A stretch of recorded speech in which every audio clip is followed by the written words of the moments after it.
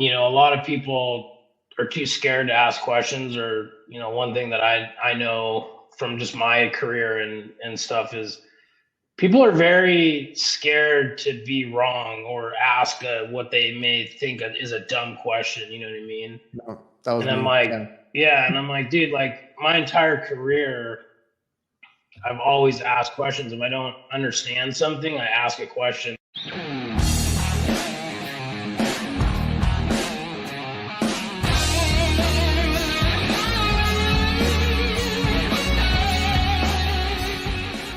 Hola, what's up, everybody? My name's Adrian Garcia. Welcome and welcome back to the Reliable HVACR podcast, brought to you by Jobber, my favorite CRM. If you guys need to get organized, better manage your business, Jobber is the perfect app for that. It's on your phone, it's on your tablet, it's on your computer, anywhere you have internet access, and you can invoice, quote, do your maintenance agreements, schedule jobs, get this customer hub where you can interact with your customers, send out reminders. It does so much for your business to help you free up your time at the end of the day. So if you guys want a free trial and discount, you can go to getjobber.com/reliable HVACR. Then we have VETO Pro Pack.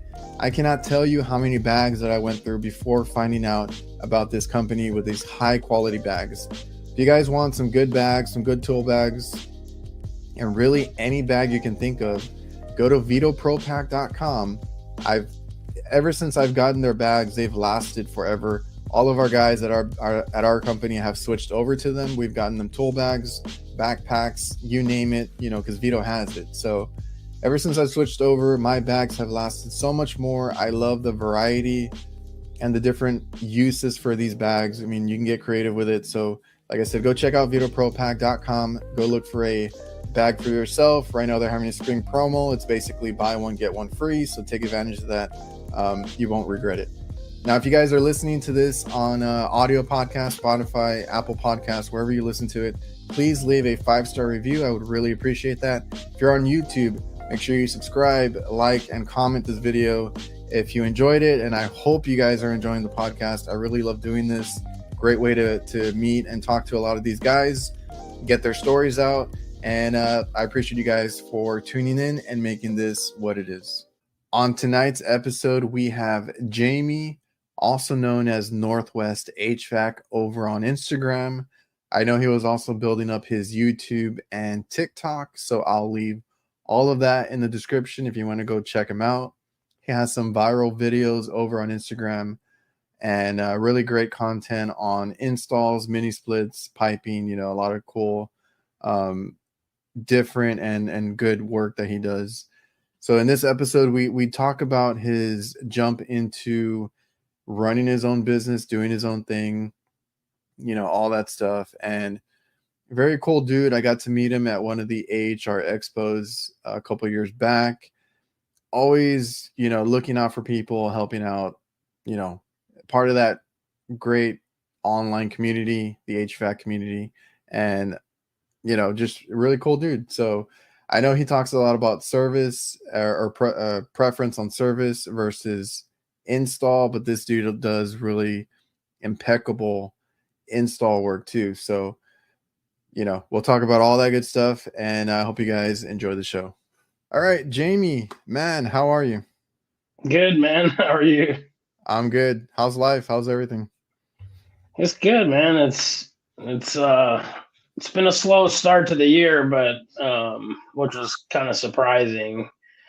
But Yeah. it's been good. I Still just blessed. Yeah, for sure, man. I just finished doing the HVAC nights show with the guys, and they kind of do their own businesses too. And funny enough, it was brought up about the slow start, and I was like, funny enough, I just had that conversation with my pops because we run our business together, and Yeah. he's always worrying about that. And it's like we do commercial. I know. I mean, you do like a mix of different things, right? Yeah. Because we deal with commercial, and there's like budgets and bonuses that they have to worry about at these the management and restaurants and all that. So they tend to not call December, January. Then business picks up because right now it's picking back up for us. But like there's always those couple of months that you worry as a business owner. Yeah. If it's going to be slow and stuff like that, right? Yeah, and it's completely different being on the business owner side of it. You know what I mean? Because like till the last 2 years, you work for somebody and you always have somebody feeding you work. You don't really have to worry about those slow times because like you're doing maintenances, you're catching up on maintenances, things like that. And I mean, all in all, everything's been pretty good. But like this is like technically my third year in business, and last year was good, really good, and I kind of expected, I guess, that 2024 is going to start off better, but it's just been kind of slow. So it's been a little frustrating, and I'm just trying to, figure out ways to, I haven't really advertised, so I'm trying to figure out like the best ROI on like advertisements and, trying to just get more bids out and stuff, because like people are out there, but, I have noticed like a lot of people kind of trimming back a lot. You know what I mean? Like I was taking care of a building for the last 2 years and I resubmitted the same quote. I only increased it like a couple $100 because we added a couple of ductless units, and they're like, yeah, we can't commit to this amount anymore, so, we can do like half. And I'm like, well, we can do like 2 trips a year, you know what I mean, instead of quarterly. So it's like I've noticed even like reoccurring customers are like kind of trimming back and stuff. So it's a little frightening, but I think it feels like it's kind of picking back up a little bit. So I feel like we're, getting close to spring. So, hey man, hopefully in that summer that everything picks up. But I think we make all of our money in the summer, and then you just kind of fill out the rest of the year. Well, for us, we dealt with that a lot. The whole like cutbacks, like I said, the budgets and stuff like that, to where, because maintenance has always been a big thing for us, because we do hospitals and restaurants, right? So we can get them on a little maintenance. I don't like to do the whole contract thing. Like we don't do that, but it's like we do an agreement. We do them maybe twice a year. And then recently the hospital that we've had them forever. Try to treat them good, right? We have a couple of customers that are like loyal that have been with us since we started. We started in 2007. So like some of them have been around for a long time. And when we started, they wanted so much maintenance, right? So we were there like every couple weeks, every month. Like it was crazy, especially at the hospital. And then, not too long ago, especially with all the COVID and everything, like everything just stopped. Like for them, they were doing what you said, like, we can't commit to this, we can't pay this anymore, there's budgets here and there and whatever it was. And just recently it started picking up where they want us doing like quarterly stuff. So like it's coming back. It's always going to be like a up and down type of deal sometimes, and you never know. We had to learn very early on not to put all our eggs in one basket, because we used to do like chains, like one chain with so many restaurants. We would like only cater to them, and then like they would drop us because a maintenance guy can do it cheaper, right? Or they get somebody that does it cheaper, and then it's like, oh crap, we don't have any work. So like you said, you just got to put yourself out there and get different things going. Yeah, it's tough. I mean, I think it's just the nature of probably most businesses. There's always going to be an up and a down. It's just being like a new business owner. It's like uncharted territory for myself, so it's uncomfortable. And so like we were there, like, yeah, because you said 4 years, right? 3. This is like this is technically the third. The third year. Yeah, that's still brand new. And if you're doing if you were doing well, if you were doing well up until or the first few years, I mean that's really good, because we had a good or okay start, got pretty deep with like different mistakes, losing money here and there, and then we got out of it. But I mean, it like I said, you're still brand new, so a lot of this is new to you. Coming from the technician side, I know that's a hard transition. Yeah, dude, there's been a lot of days where I'm like, bro, I mean, like, maybe you're not a good business owner, you know what I mean? And I'm, because like I get down really hard on myself. So if I'm not busy working and getting work or taking steps forward in any, however big of the step is, as long as you're making progress, like I feel okay. But there's like days where I'm like, you feel like you're doing everything right, but you just keep getting kicked in the teeth. You know what I mean? And those are some tough days where I'm like, bro, like you should just go back to the union, but like, I'm like, I don't want to do that. That's not like in my heart. That's not what I want to do. You know what I mean? No, and I mean, I've had it good because my dad started this business. Now it wasn't HVAC. He does something else. He does the cooking equipment and stuff like that. So, that's how he started. And I used to work at a grocery store before this. So like I've had it good because this was my foot in the door for the trades. And I can't go to working for somebody, even if we struggle. And my dad's like, I don't know, you're going to have to look for a job or this and that. Cause we've been pretty low. With us. Cause like we hired too many people at one time and the money wasn't coming in and stuff like that. And I'm like, man, but I don't want to leave this side of it either. It's tough, but like I get to do my own schedule, to do my own thing, pick my own work, stuff like that. So I'll never leave it. It's just it's a little bit of a, it gives you stress, gives you headaches, late nights, all that stuff. It would be, I think it'd be really tough to go back to work for somebody else. Like I told myself when I started this thing, like I would absolutely have to fail completely where I couldn't pay my bills, to do it. But like, I'm almost there sometimes where I'm like, is it worth, it's a totally different kind of stress, right? But like you just said, like one of the huge benefits is like, choosing your work, making your own schedule.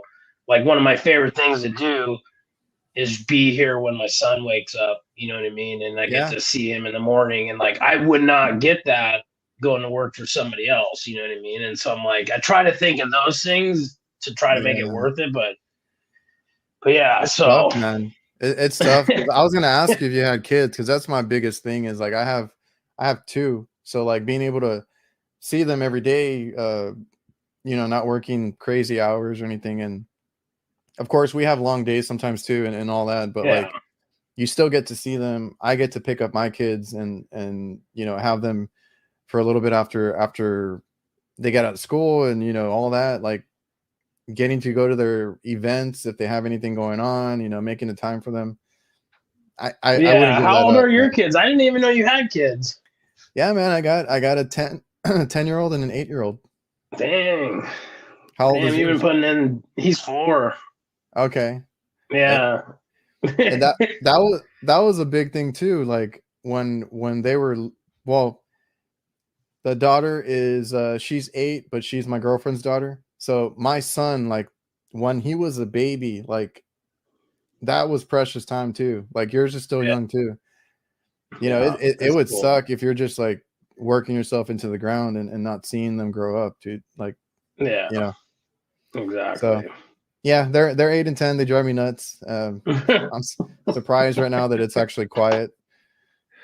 Yeah. I got 2 dogs and a 4-year-old, so the house is usually I got dogs here too. Dog steps, kids fucking running back and forth, and it's good though. Yeah, it's a whole thing, man.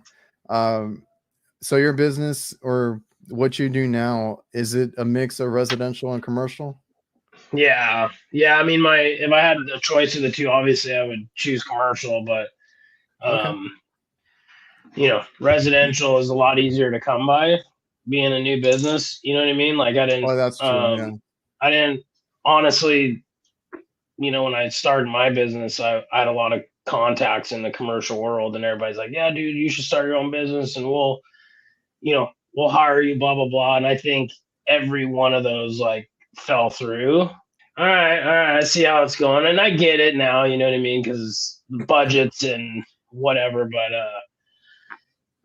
I get enough like commercial, and right now it's probably more residential than commercial, but like I'm trying to build that commercial side because it's just a lot more enjoyable for me personally.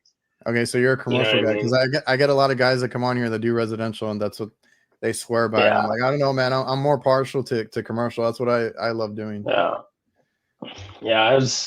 It's got its own bullshit with it, but the thing with residentials, I mean, money's tighter, right? You know what I mean? So it seems like you're always like money is the main focus of everything, and I get it, money's important, but also like you probably see it just as much as any of us in HVAC, like all the hack stuff we see. You lose bids to the cheaper guy, and then you're back there fixing their stuff. You're Yeah, just costing yourself more money, down the road. Like you know what I mean, to save yourself $2,000 or whatever. But when you get the good residential clients, it's great. Money's quicker, you get paid quicker. You know, uh, there's a lot of cool people out there, but I just feel more at home when I'm on a commercial building or, dealing with ladder accesses and rooftop units and, VRFs and water source heat pumps and stuff like that. That's just where I feel the most comfortable. yeah. I was gonna say, being on that rooftop, that's what I like doing too. Just being on the rooftop, working on I do more refrigeration stuff, so I get a lot of walk-in boxes and stuff like that. And I don't know. I feel like it's also more challenging. You see a more variety on the commercial side, and it's always fun for me. Like I love doing the commercial. Yeah, it's definitely more challenging for sure. Residential, I mean, for the most part, is pretty cut and dry. And then now all the But homeowners want to do their own capacitors and stuff, because I keep doing those memes just to get some yeah, reactions, and they go crazy. I can yeah, do that. I can order it off Amazon and this and that. I went to the service call this morning, and this woman, I've been to her house, and she had some, I don't know if it's her boyfriend or whatever, and I'm like walking out the door. I just got there, checked the thermostat, and then he's like, "Hey, do you guys install mini splits?" And I was like, "Yeah, dude, of course." And he's like, "Do you install customer provided equipment?" I'm like, "Absolutely not." And he's like, Nah. "How come?" And I'm like trying to explain it to him, and he's like, I just don't get it. And I'm like, I don't expect you to, but most people I know like aren't gonna install something that you bought off Amazon. You know what I mean? And then he came out to my truck after, and he's like, I just want to make sure like no hard feelings or anything. I'm like, I'm good, bro. Yeah, like we don't care. Yeah. I'm good, man. Man, that was interesting. But you know what else is interesting? This podcast is presented by Local. Local works tirelessly to help HVAC contractors rank higher on Google. They use an attack methodology to make sure that contractors dominate their local service areas and increase their market share and generate higher revenue. Reach out to Local at localhq.com/reliable. Mention me or the Reliable HVACR podcast, and you'll get 2 months of SEO for free. Yeah, man, well, the mini splits are a big thing now too, like the Mr. Cool and all those that they buy. And I don't deal with DIYs, but residential. they want you to put it in. Yeah. I've heard of it. I don't deal with residential. I have to deal with that on the commercial side, because we deal with a lot of big chains. So like they have their own, or they order their own equipment. So I got to deal with that, where they buy the rooftop unit, and then we're the ones installing it, running the wires, everything like that. And I didn't like it at first, but my dad was like, well, we're a small business. We're only 4 guys. So like it's me, my dad, my brother, and my uncle. So at first he was like, you know what? That's just money that we don't have to tie up, ordering, because they would always order like a shitload of RTUs and stuff. It's like, I don't know if I want all that money tied up, and then, you got that net 30, 60, whatever, to get paid on the commercial side. So I was like, all right, I saw it, I was like, okay, we'll deal with it. So we have some that, and we have one that hired an HVAC guy just to oversee pricing, and they couldn't order like special equipment and stuff like that. So I've dealt with it on the commercial side, but it's not that bad. We still charge them pretty good on the labor and all the stuff that we do. Yeah, I had a commercial building wanting to do that, and this was like my first year in business, and I was like, I mean, I knew it was a thing, but I never experienced it. And I'm like, yeah, I mean, I'll install it, but like, I'm not going to give you any sort of like labor warranty if there's any problem with the equipment, right? Like I'm going to charge you because, I didn't purchase it and I didn't, do the install. And especially like my biggest fear is them ordering the wrong equipment or the wrong voltage or something like Oh, that. You dude. know what I mean? Yeah. So that's what I'm like, I'm a little hesitant, but go ahead, but here's a contract to do it. Like nothing will be warranted. You know what I mean? It's a whole thing. Like I said, we've done it, and one of our longest customers is the one that was doing it, and actually a few of them have, because we have a couple chains, but the one that we still have was ordering their own equipment and their own like stuff, so like they have to deal with the warranty too on that, because like something goes out. Like I said, they have an HVAC guy that buys it, so like I'm like, okay, I found this, and this, and then they got to order it or they got to claim it, all that. And then like, it sucks because they got to wait longer because there's different people that I got to go through just to get this claimed and get the compressor out or whatever it was. And dude, I tell you not, I don't know what happened. This was a new building. I don't even think they had been open like a year. Put in a RTU and it was a train. It had a variable speed scroll compressor, and it was not that big. It was like under 7 tons or something. But I sent them a picture of the compressor. I sent them the information off the compressor. I sent them the information off the unit. Like I tried to give them everything. And this is a 208 system, right? 3-phase standard stuff that I see. Friggin' box shows up. It's like super huge. It's an orange 540 volt. Somebody called it like an egghead compressor. I don't know what they are, but like I've never seen that. And I'm like, what the fuck is this? Like, it's not gonna fit in the damn. It's not the same compressor. So like, I've dealt with them ordering the wrong stuff before, and it's like, well, not my fault. It sounds like one of them train reciprocating, or I think they're those big orange ones. Yeah, on I've their never older seen those, units. and I was like, what the hell? Yeah. And I was like, dude, it was a scroll compressor. Pretty simple. That's straightforward. That's the thing that worries me anytime customers are involved of doing that, and you're just like left to pick up the pieces or something. You know what I mean? And it's just, I know shit happens, but I'd rather not deal with it. I wouldn't turn away work if somebody's like, hey, dude, we got 7 or 2 or whatever rooftop units, we already got them. Do you want to put them in? I mean, like, yeah, fuck yeah, I would do that. Yeah. But in the beginning, no, I was like, yeah, it's because we like I said, longtime customers, so we deal with their crap. But like, yeah, the issue we had at the beginning was like trying to give them a break or freebies and stuff like that. That's where we screwed up at the beginning. And I always tell people now, like, do not give anything away, charge for everything. We still charge for the time that we go out, even if they like that, if they ordered the wrong part. All right, I was here for an hour, billing you for that. And then when it comes in, I'll go back and bill you for the time for that. Because like they always want, and I'm sure you see it too, they always want like, oh, come on, cut us some slack, or this or that. And I'm like, you can't do that. You'll go out of business like that.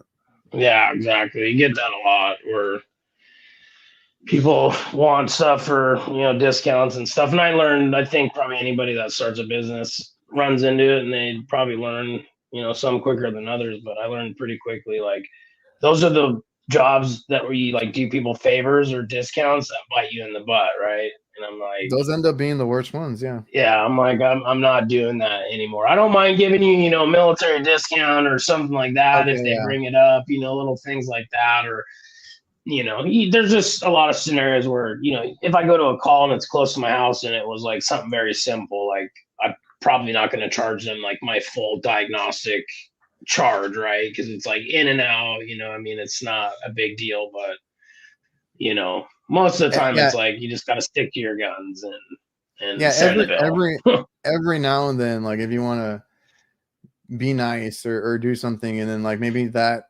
helps you later because then they call you back for something, like, yeah, that's cool. But like if the ones that are asking you over and over like for stuff and you give in all the time, like that's where you get screwed. Like I don't know, we dealt with that a lot too. Yeah. So like your company, do you have anybody that helps you out, or is it just you? I think I saw your wife was helping you too. Yeah, my wife was working for a little bit when we were busy enough to Okay. afford to pay her. But I have a buddy who's been in business for 25 years, Mark, and we kind of use each other as subs. He's a small shop. He's been around for 25 years. Um, and it's funny because he was following me on Instagram before I started my business. And once I started my business, he reached out to me and he's like, "Hey man, I've been following you for a while, blah blah blah." And then he had me come help him, and he's Oh, really good at sheet metal and install and stuff. So like anytime I have like a 2-man job, we just basically, hey, can you help me on this job? And we just kind of sub each other. For the most part, I want to get to a point where I can hire a guy. And like last summer, I hired 2 yeah. temps for that VRF job, and my wife was helping. And then, up till like December, I was slammed, and I'm like, how am I going to afford to get another vehicle, tool it up to have somebody? I would like somebody to do the installs, right? I just want to handle the service and like the business side of things as of right now, and have like a guy that can go out and install. Um, Yeah. but I'm like, how do I afford that? And then by the time I figure it out, bro, like the work, I didn't have enough work, to keep these people. So that's another Yeah. stress is like when you hire people, I'm like, then I'm gonna be up all night trying to figure out Dude, how I'm gonna, get we've work been to there. pay them. Yeah, we've been there. We had an issue with payroll at one point where it's just, and that's the issue. I had somebody else on that we talked about it. He made a good point. He's like that he would only assess his company, like if there was a need, for helpers, he would assess it during the slow season, not the busy season, right? Because like busy season, you feel like you need like a whole bunch of help, Yeah, and you have so many calls to run, and yeah. then the slow season comes, and you're like, well, I don't need them anymore, right? So like we had that issue where we didn't need them. We had to tell them, start looking for other work because we can't afford you in these months, right? Like winter, start of the year, stuff like that. And it's hard, man. So you're a one man show then. Yeah, pretty much, yeah. But that's pretty smart though, dude. That's a good little ticket is, base it on your slow times. Because Yeah, when like he you told me said, when that, I'm you're like, busy, you're like, I could hire 10 guys right now when you're slammed. Like, I know, like I feel like I had it somewhat figured out, and then he said that, I'm like, oh shit, that makes way more sense, yeah, if you yeah. put it that So way. I'm trying hella hard now to like get people on maintenance agreements for like this slow time. Because I know in my career, everybody I work for, like you're you're always backed up on maintenances because of service. And Oh then yeah. when it's slow, then you got all these maintenances you catch up on. Or you go do an early maintenance because you're slow. People are like, hey, it's like a month early, but we got an opening. Like, yeah, come out. So, it's just like part of starting a business. Like there's so many roads to make a complete business, and you don't really know about them until you get in the business, right? Like I thought Oh I yeah. knew enough, but like every week it's like new. You're like, oh shit, I didn't know that or whatever. I didn't think of that. So just trying to, get more maintenance agreements and, do some Yeah, man. advertising and stuff. Yeah, because like the group, the HVAC nights, I have Curtis on there, and he's a one man show. He does his own stuff. He just subs out when he has like installs or change outs to do, and he hates maintenance. I'm like, dude, but I don't know, where the area that he's in, he gets a lot of no cool calls. And right now he said it was like slow for a little bit and then it picked up. But I think he's in Georgia. But like that's what we do too. Like our maintenance is what keeps me, like I just got done doing 20 something ice machines, drove me nuts, but it was steady income, right? Big account. And then I had an alert come through that I have it's a chain that has like 18 stores, and their AC maintenance is up too now. So I'm like, oh crap. I hate it, but it's steady income, it's guaranteed money, and that's what keeps us busy. And Do you that's a guys big part of build? it. do you guys bill for your maintenance agreements? Do you bill quarterly, or do you bill like, pay me it's 3,000 for the year and then you get it all up front? No, like when they come up, that's when we build them. But it's one of them is twice a year. There's a new one with the ice machines. It's going to be quarterly. That's what they wanted, though. It's a hospital, and like I said, when they come up, that's when we build them. I've never been a contract person, like getting people under contract or doing like the official agreements where you get the money up front. But I think I just had that discussion with somebody, and that's another option to do too. Like, It's those contracts, like for us with maintenance agreements, are pretty. I mean, I think it's more of just like a peace of mind, because those guys could literally cancel that, like, unless you have some clause that says like, some of them you do. you gotta give us a written notice within 30 days or whatever the case, but most of them are. I mean, I remember just my experience. Like, I don't have one. Like, I don't have any clause. Somebody, they pay me up front for the year. If they cancel, then I mean, I should probably actually, now that I'm talking about it, I should probably put a clause like, hey, if you cancel, then there's whatever, fee involved, and, things like that. So it's just one of those things with business, that you just kind of figure out. It's not something that you probably will ever think about till it happens. Yeah, that's the other thing that I hate doing, is because I just want to run calls. I hate doing the business side. I hate when I got to block out time to be on the computer and do that stuff. But that's what I've been doing. I just went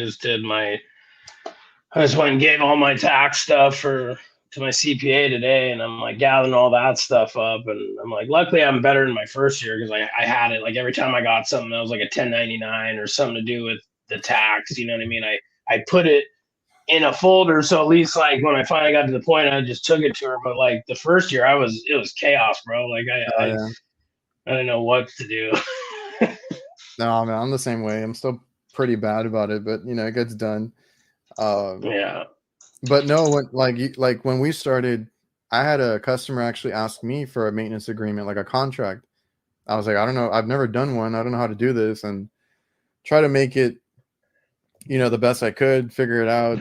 This was like when we first started, like over 10 years ago, and I was still new to all that. But like, I figured out kind of quick that I didn't like the contracts, because then they might hold you to it, right? Too. And I'm like, some of these customers, like after a while, like you just don't want to work with them anymore. And you know how people say fire your customers and this and that. That was always my thing. When I do the contract, I was like, I don't want to be stuck with a bad customer either, because then some of them would hold it to us like, oh, we have this agreement, this contract or whatever. But you learn as you go. You were talking about like union and stuff like that. Like, how did you get into the trades? Like, what was your way in there, your foot in the door? Oh man, I've told this story, I think, on every podcast. So some people probably hearing this will probably have heard it, but for the people that haven't, like through my adolescence, teenager, high school year, like I was always, super mechanically inclined. I'm working on my cars and, and stuff like that. And I always had a curiosity about like how my refrigerator worked, you know what I mean? Yeah. And I was in my senior year in high school, and I was doing AutoCAD drafting, and I was like really good at it. And the recruiter from UTI, Universal Technical Institute, they had a program in Phoenix, California, Chicago, and Florida or something like that. But they came, and they came to recruit me for AutoCAD. And then the guy, I don't know if he just saw something in me. He's probably like, this guy's not a computer. This guy's not a guy that's going to sit on a computer for 8 hours a day. He's like, he goes, do you see yourself sitting on a computer all day long? And I'm like, no, I'm young. I'm like, I didn't think that far ahead. You know what I mean? Oh yeah. And I'm like, no, that sounds horrible. He's like, well, what do you think about refrigeration, HVAC? And I'm like, oh, dude, I've always been interested in. He's like, well, do you want to do the HVAC R program at this school instead of AutoCAD? I'm like, yeah, let's do it. So I went down to Phoenix, got my associate's degree from UTI, and then got that done, got hired out of school, and then started in like this company back here in Washington. They were like, residential light commercial, and they did a lot of refrigeration too. So, I worked on ice machines and beer coolers and all that shit, in the beginning, and and that's how I got started in it. So then how long was your schooling there? It was a year. It was 2 years crammed into 1 year. Okay. You went like full time. I think it was like 8 or 10 hours a day, like straight. Oh damn. And they just get you in and out. Well, was it like it was a good program though, man. Yeah, I was gonna ask you, was it a good program? Like, did you get a lot out of it, like hands-on stuff like that? Yeah, it was really good. It was a lot of hands-on, and I thought it was a great school. I'm not even sure. I know the school still exists, but I don't even know if they have the HVAC program anymore. I know they do. It's big on like marine and like kind of gearhead, car stuff, Yeah. They might have that program still in other locations, but I'm pretty sure they stopped it at that Phoenix location. So then, like you said, growing up, you were into like mechanically inclined. So you worked on cars and stuff like that? Yeah, just like, my buddies were gearheads, and I work on my car and build little stupid shit, like a fucking a subwoofer box for my car, when I was in high school, and doing all that. And it's always worked with my hands, you know what I mean?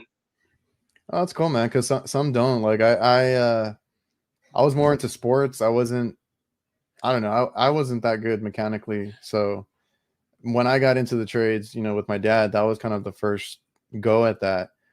But after that, I started getting into like, I want to work on my car. I want to do this. And I've done so much work to, a few of my cars. I even have which I've been really bad about, but I have a 1963 Pontiac that I've been trying to fix up. Like, it runs pretty good, but every time I get it going, like something else happens to it. So it's a fun little project car. And I've gone into it more because of getting into the trades. I want to do more things, fix more shit. Yeah, it's fun, man, and especially with HVAC, because it's like you really have a lot of different trades rolled in to HVAC. You know what I mean? Like, we do electrical and plumbing and refrigeration and comfort and cooling, and I mean indoor air quality. It's just like there's so many avenues. So like, I mean, if you like working with your hands and stuff, I mean, you could do 10 different things in HVAC and be like, I hate this, I don't like this, and you might like doing controls, you know what I mean, or you might like doing refrigeration or whatever, kitchen equipment. Oh yeah, I was gonna say you could even be a salesman or whatever you're good at. Right? Parts guy, something. Whatever. Sheet metal. So do you like everything that you do, like all those different like aspects of your job that you were talking about? Like no, you don't? No, I mean, not like doing my own like business and stuff. Like I've been like a service guy my entire career. Like, I've done installs, helped out with installs, more like wiring and running pipe and stuff like that. But like the whole shebang, like of a furnace change out, AC, heat pump, something like that. Like I honestly like don't enjoy it. There's parts that I enjoy. Yeah. But like when I started, I'm like, man, I don't like this, right? But like maybe I just need to give it time. So now I'm fast forward. I've like been doing it for 2 years, and like every install I do, I still dislike the same stuff, and I still enjoy the same stuff. I lean towards more the service side of an install that I enjoy. Yeah. But like, there's a lot of it I just don't like, but it doesn't affect like my pride that I take in my work. Even if it's the shittiest situation, I'm like, I still can't cut corners, even though I'm not enjoying it. I'm like, you have to do a good job. That's the way I am too, because I love service. I love being able to fix something. Like today we had a change out that we had to finish, and like I wasn't like I liked piping it in and kind of doing some things here and there, but I was just like, man, can we like be done with this? Because like I wasn't, that's not the stuff that I like to do either. Matter of fact, I sliced my hand a couple times, but it's whatever, right? You get it done, like you said. You do I made sure that my lines were good, my wiring was neat. I still do all that stuff. I'm the same way. I don't like doing the installs and stuff like that. I don't know how the guys like Jeff and Mike get so into it over on like Instagram. I'd much rather do service. Yeah, and it's funny because like it seems like most cases you're either enjoy service and hate install, or these install guys love installs and they hate everything to do with service. I remember hearing Jeff talk about it where he's like, I ran a few calls and I hate it. I don't know how you guys do it and this and that. I was like, I don't know. I love running calls. I love going to different locations and, different units and stuff like that. That's what I love. Same, dude. I love, because I get so bored so easy. So that's what I like about service is like, even if you did 3 calls in a day, like you're still driving, you're seeing different stuff, you're tickling different parts of your brain. Like the install is, the application changes, but over and all, like for the most part, it's repetitive. You're doing the same kind of stuff every time. Yeah, and to the point where obviously like those guys that I mentioned, like they get so good at it, right? Because they do it all the time. And then like, I mean, I'm not trying to say service is better or anything like that for anybody listening, but like I feel more challenged. I feel like there's always something to learn and always something to do. So, Yeah, one thing for me personally, like probably the biggest skill that I lack is sheet metal. And I think that's my like Achilles heel when it comes to like retrofits and stuff like that, because like Jeff and like my buddy Mark, I mean, they can just take measurements and fab a transition of whatever they need. And I'm like what? Like that, like I wish when I was in the union, I'm a service guy, all their like continuing education was all sheet metal stuff, right? And I'm like, well, every company you work for in the union, like you got the service guys, you got the sheet metal guys, you got the pipers, whatever. So like any time you needed that skill, like you can just be like, hey, I need a sheet metal guy. I never really had to like learn it. And then I started my own business, and then you really will like see your weaknesses, right? And I'm like, fuck, man, I should have learned that stuff when I had the chance. That's the crappy part, because like me too. Like I got out on my own pretty quick too. And then I'm like, oh shit, I don't know how to do this. I gotta ask somebody, or I don't know how to do this. I gotta ask somebody. And that always was the worst for me when I had to go and like start asking people for things, because I can't do everything, or I didn't take the time to kind of get good at that kind of stuff. Yeah. It's just something I never really like. Yeah, I never like, I always want to start a business. I never thought more than like, I want to start a business. You know what I mean? I never thought much more ahead of that. My first, like, I think about my first probably like 6 years in the trade were non-union. And then I got into the union. When I started to try to get into the union, it was right around the recession, in 2008. So they weren't taking any apprentices. And then, so I just like filled out the application and they called me. It was like 2013 or 2014, I think, when I went into the union. I always get asked about union versus non-union for like a lot of the guys, the younger guys. So like you've done both. Is there anything you have as far as an opinion on either one? I think a lot of it is your area. Like my area, unions are super strong and the package is great. That same union in Montana isn't as strong, or Arizona isn't as strong. So I can only account for my area, the Seattle area, and it's great. There's a lot of benefits to it, with obviously the pay and the benefits are a huge thing.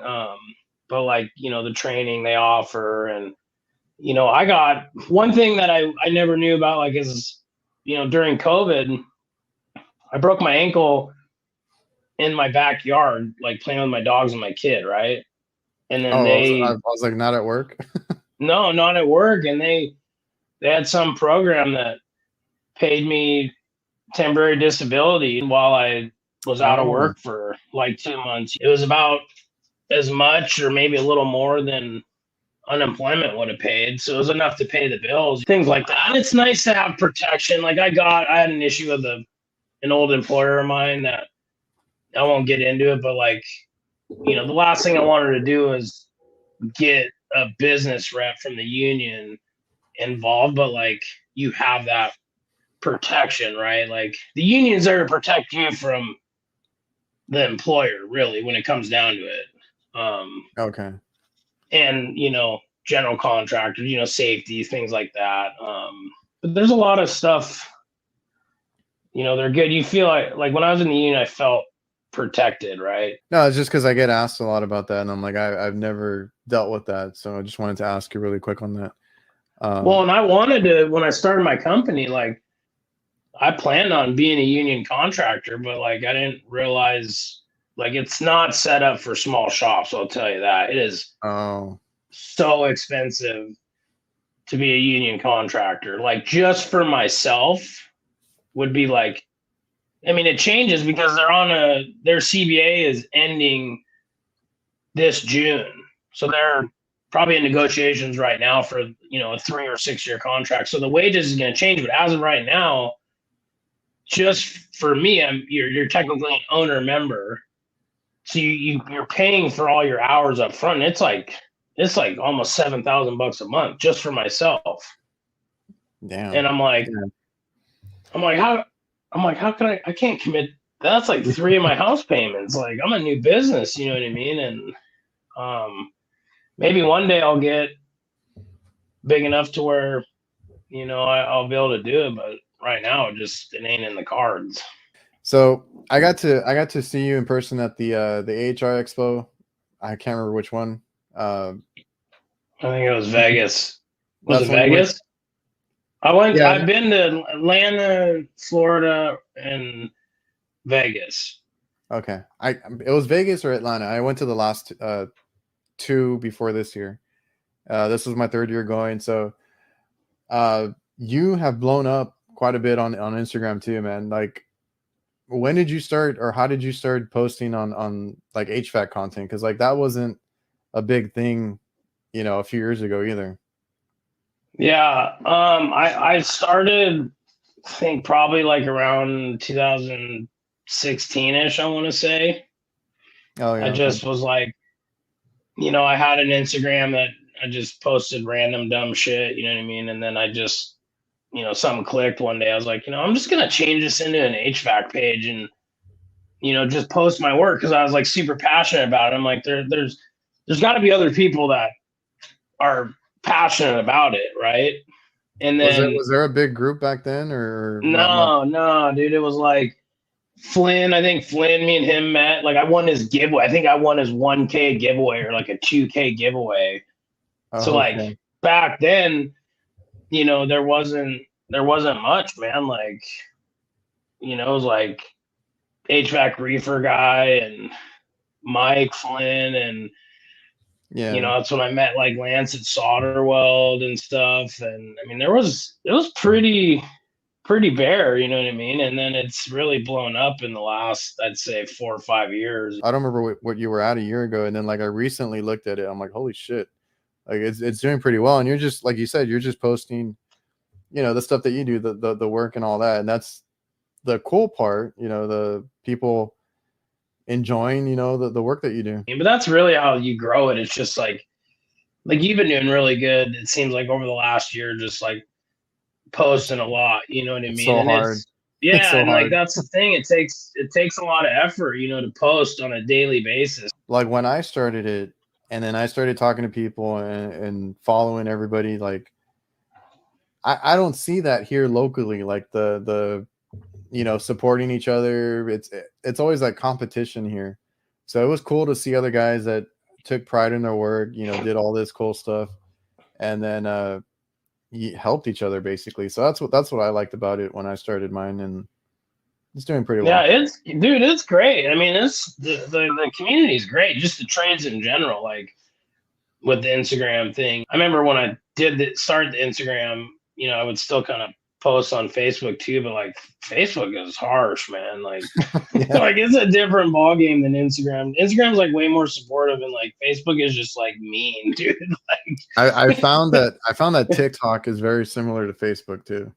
yeah, It's yeah. hard. So it's cool though, but like, you know, it's you get to meet a lot of cool people, like from manufacturers and tool companies and other tradesmen and stuff. Like, you know, when I started mine, I never would imagine, you know, doing shit like the HVAC tactical awards and, you know, all that kind of Yeah. stuff. Like it's pretty sweet, like what Yeah. Ben's doing and stuff. And he's bringing a lot of awareness to how cool the trades are. It's crazy because a lot of people have that on their radar now, like the awards show and the group that's there and all that, and to a point where he has like a lot of companies that want their tickets too, and they want to be in that room and experience it because it's a really cool thing. I'm older too, so I'm like kind of getting to that phase where I'm like, you know, it's still fun.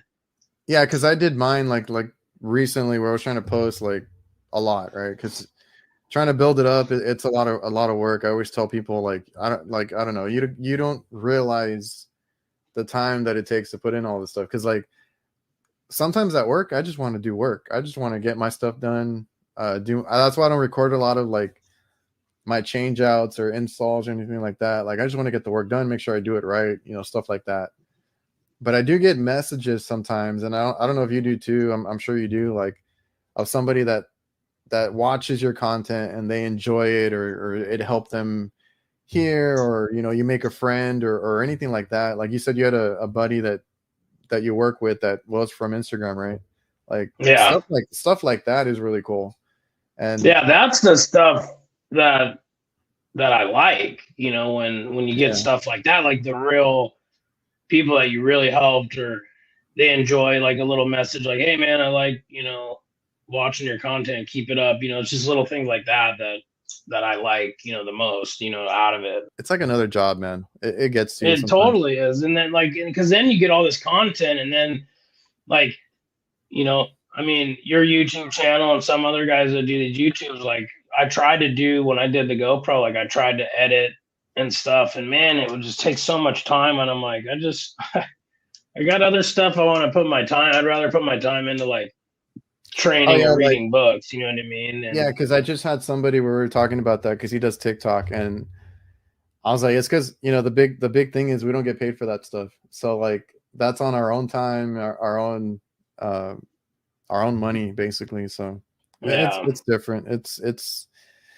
hard. Well, and like I noticed, and I'm sure other people have noticed too, is like I put a lot of time into some videos where you're like, dude, this thing's gonna kill it. You know what I mean? Man. And then like it don't even pop off at all, and then you just record something real quick, slap something together. You know what I mean? And then you're like, that one gets I was 1,000 likes or something, and you're like, I was actually gonna ask you, the one that popped off for you was that label with the marker, right?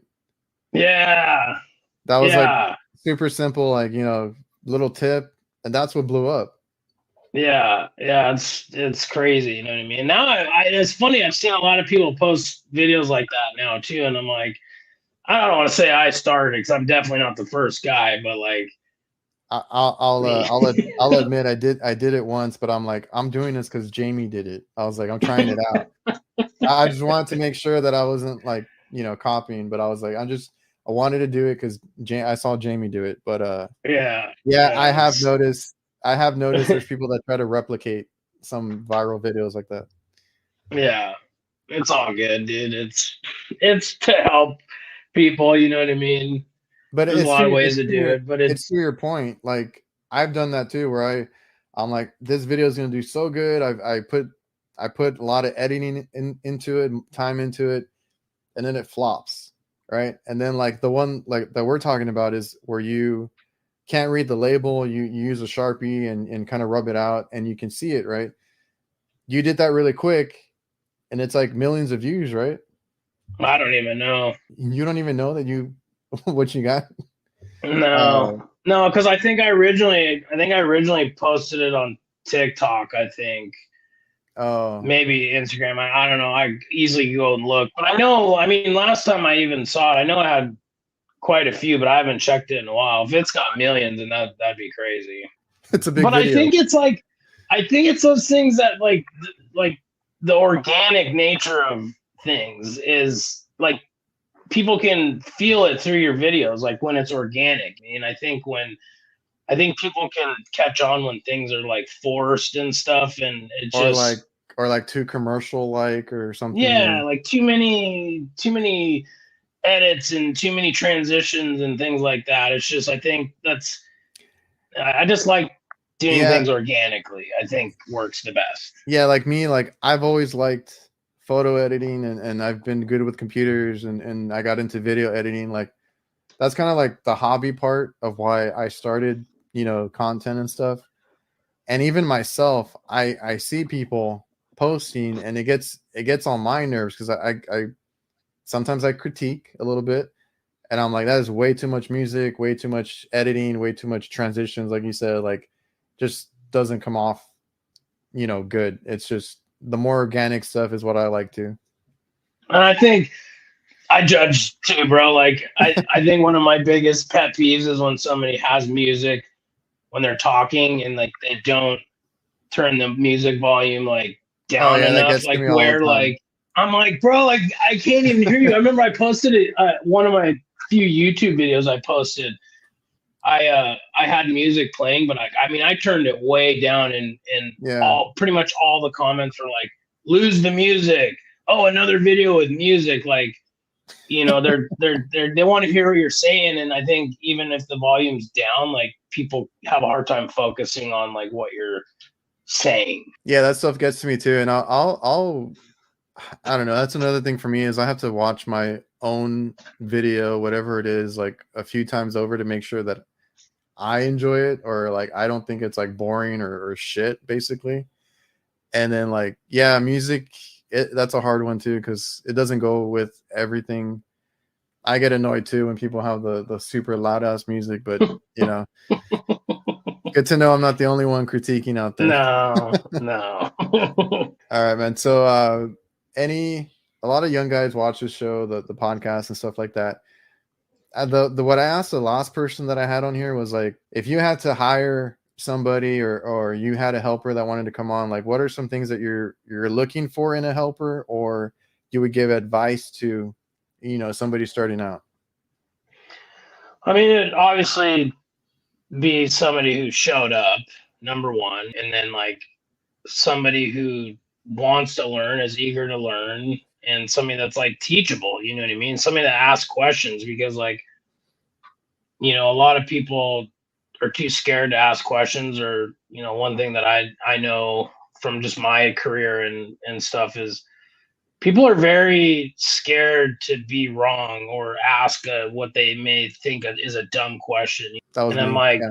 yeah, and I'm like, dude, like my entire career I've always asked questions. If I don't understand something, I ask a question like, why is this that, or why is it doing that, or if it's something like a call I go to and I don't, like I figure it out, like I get something fixed, but like I don't quite understand it. Like, I mean, I'll go home, I'll be searching on the internet, for manuals and things and to try to understand, things. But, definitely for the young people, just show up and work hard and ask questions and, because it's hard to find these days, man. A lot of people want to be paid big Oh yeah. bucks for not knowing anything, and I get asked that question a it's lot, like what is the starting pay, or how do I get more when I start? And I'm like, you gotta get into it first and then work your way up and get the knowledge and experience. Like nobody makes high pay when they start.